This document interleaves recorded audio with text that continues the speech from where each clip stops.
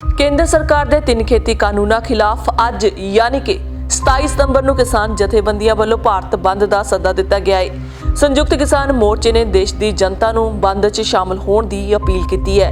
ਨਾਲ ही मोर्चे ਵੱਲੋਂ ਸਾਰੇ ਸਿਆਸੀ ਦਲਾਂ ਅਤੇ ਸੂਬਾ ਸਰਕਾਰਾਂ ਨੂੰ ਵੀ ਭਾਰਤ ਬੰਦ 'ਚ शामिल होने की अपील की गई है। ਭਾਰਤ ਬੰਦ ਦੇ ਮੱਦੇਨਜ਼ਰ ਦਿੱਲੀ ਵਿੱਚ ਵੀ ਸੁਰੱਖਿਆ ਦੇ ਪੁਖਤਾ ਇੰਤਜ਼ਾਮ ਕੀਤੇ ਗਏ ਨੇ। किसान अंदोलन के 10 महीने पूरे होने ते संयुक्त किसान मोर्चे ने मोदी सरकार खिलाफ भारत बंद की कॉल दी है।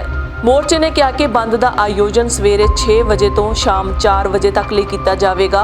इस दौरान सारे सरकारी और निजी दफ्तर, सिक्ख्यक संस्था, दुकानां, उद्योग और व्यापारिक अदारे बंद रहणगे।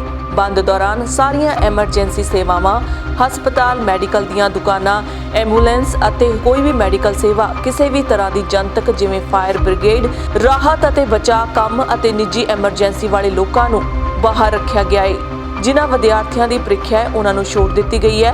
उधर दिल्ली विच भारत बंद के मद्देनज़र राष्ट्रीय राजधानी दीआं सरहदां ते सुरक्षा के पुख्ता प्रबंध किए गए हैं। पुलिस के एक सीनियर अधिकारी ने दस्सिया कि बंद के मद्देनज़र अज राष्ट्रीय राजधानी च कानून व्यवस्था बना के रखने लई सुरक्षा के पुख्ता इंतजाम किए गए हैं। उधर भारतीय किसान यूनियन के आगू राकेश टिकैत ने कहा कि अज देश विच भारत बंद इतिहासक होवेगा। उन्होंने कहा कि सारे राष्ट्रीय ते राजमार्गां नूं बंद किया गया है। राष्ट्रीय राजधानी खेत्र विच KMP हाईवे नूं डासना, मोदी नगर, गढ़ मुक्तेश्वर, दुहाई अते ਸਿੰਘੂ सरहद उत्ते भी रोकया जाएगा।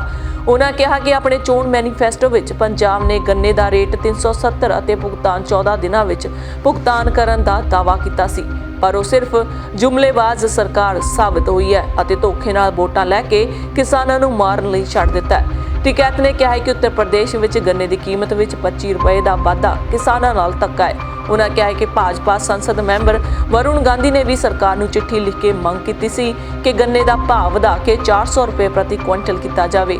किसान पहला ही कह रहे हैं कि भाजपा एक कॉरपोरेट सरकार है अते उन्हां दा किसानां दे हितां लई कोई लेना देना नहीं है।